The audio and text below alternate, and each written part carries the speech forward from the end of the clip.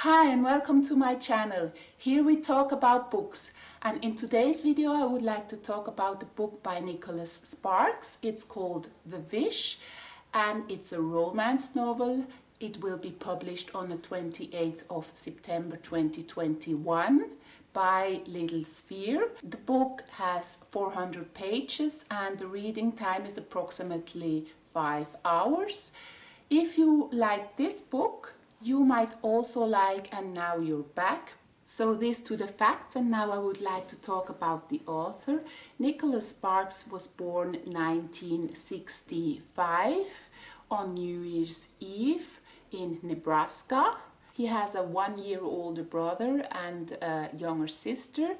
The family moved from Nebraska to Minnesota and then to California.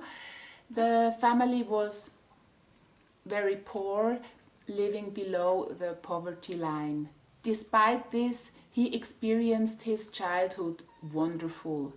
Yeah, he was a good student, a very good student, and a track athlete, and got to the University of Notre Dame on an athlete scholarship, but a sports accident ended his career. Like I read, he was not in a good mood while recovering. So the mother said, "Why don't you write?" And he took the advice of his mother and started writing, and this was the teaser of his future career. During college he met his wife Kathy and they married 1 year later. After graduating with a business degree, he worked in various jobs, like I think all the authors did who became best-selling authors. They all worked in various jobs. So he worked as a home restorer, as a real estate broker, as a waiter, as a dental care and drug representative. But he always kept on writing until he published his first book. The name of the book was Wokini, or The Search for Hidden Happiness. He published it with a small publishing house in Sacramento with Billy Mills. And then he wrote The Notebook and laid the foundation as a best-selling author. He became a full-time writer with the success of his second novel. Nicholas Sparks is a frequent reader. He reads, get this, 125 books a year. He now lives with his family. Kathy and him, they got 5 children in North Carolina, where almost all of his stories are set. Each novel has conquered the bestseller list and have been translated in over 50 languages. In fact, Sparks is one of the most widely read authors in this world. All of his best-selling novels have been successfully made into movies. For example, The Notebook with Ryan Gosling and Rachel McAdams. Noah was a country boy. Allie was from the city. They met the night of the carnival. They had nothing in common, but after seeing Allie that night, something inside Noah snapped. Will you go out with me? No! No? Ah! Damn, my hand's slipping. Okay, fine. I'll go out with you. No, don't do me any favors. No, I want to. Say it again. I want to go out with you! All right, we'll go out. Then we have The Lucky One, Safe Heaven, and you name it. And nowadays he has also his eye on the film adaptations as a producer. So this to him, and we continue with the synopsis. We hear the story of Maggie. She's a terminally ill photographer. She has skin cancer in the final stage. She lives in New York and owns an art gallery together with a friend.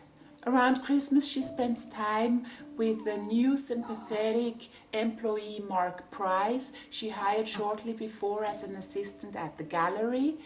and she tells him about her past, a story she hasn't told in years. More specifically, she tells about the time when she was barely 16 and unintentionally pregnant and sent by her dismayed parents to live with a single aunt, Aunt Linda Dowse, a former nun, on Ocracoke Island in North Carolina to escape the gossip and scandal at home in Seattle. Maggie is considered the black sheep of the family, in stark contrast to her sister, who is favored by their parents and seems to surpass Maggie in all things. On the ferry to Ocracoke Island, she makes the acquaintance of Bryce, who is about her age. The small islands, there live around 800 residents, seems to be very, very boring and nothing to do, and Maggie thinks it will be the worst time of her life. But then surprisingly, Bryce shows up at her aunt's house, because everyone knows everyone on this small island, and especially since her aunt runs a coffee shop together with her friend, also a former nun. Her name is Gwen. There aren't many teenagers on this small island, and as Bryce helps Maggie study and spends a lot of time with her, a tender love develops. A warm relationship also develops with her aunt Linda, and it seems she understands Maggie much better than her own parents, who she only seems to disappoint. Not so Bryce. Bryce understands and supports Maggie, and it is he who ignites in Maggie the passion for photography. He shows her every step to become a photographer. And for Maggie, it is the best and most wonderful time of her life. But unfortunately, it's not a Cinderella story. Unfortunately, it is to last only a short time. And the drama heightens up when Maggie suddenly goes into labor and gives her baby up for adoption. And now we're back in New York. In her final days, Maggie has only one last wish: to find her baby. And that's all I give away about the story. That's it to the synopsis. Let's go to my impression. Oh, bye-bye. I've actually read no romance novels in the past. It may be out of prejudice that this story could be cheesy. Nevertheless, I ventured recently into this, for me, new genre, and was not disappointed at all. On the contrary, I asked myself what took me so long, and I'm quite taken with Nicholas Sparks. He tells his story sensitively, full of warmth, with super sympathetic characters. I immediately took Maggie to my heart as a teenager as well as a young woman. Also, not only her, also Bryce and the aunt Linda, Gwen. These were all so nice characters. The story develops slowly, like a fine wine. I love the apt situations that Sparks tells with an ease. I could picture the situations, the places, and all the characters insanely well. He doesn't need long descriptions, but vivid ones.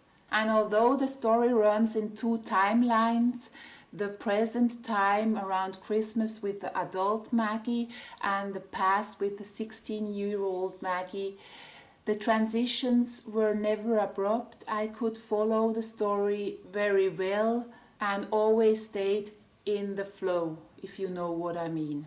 The time changes follow chapter by chapter and are introduced by narration of the older Maggie about her time as the younger Maggie. But we as readers also learn a lot through letters or the characters, and at the end even follows a change of perspective which keeps the story very lively. The story has a very good arc of suspense, and although it's not packed with action and it has a lot of quiet passages, it's never lengthy or even boring.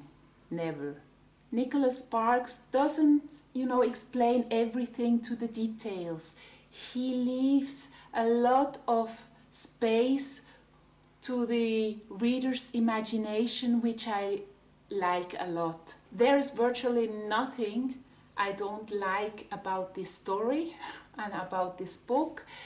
Perhaps the only thing was that I could figure out pretty early on how the story is going to end, but yet it gripped me, and every time I thought more drama couldn't happen, he nailed it. That's all about my impression. Let's go to the conclusion. It's a dramatic, authentic story about a great love and a big loss that touched me deeply, and I highly recommend it to everyone. The story wants to tell us not to waste time, but to spend it with the ones we love and appreciate the time we can spend together, especially in these times.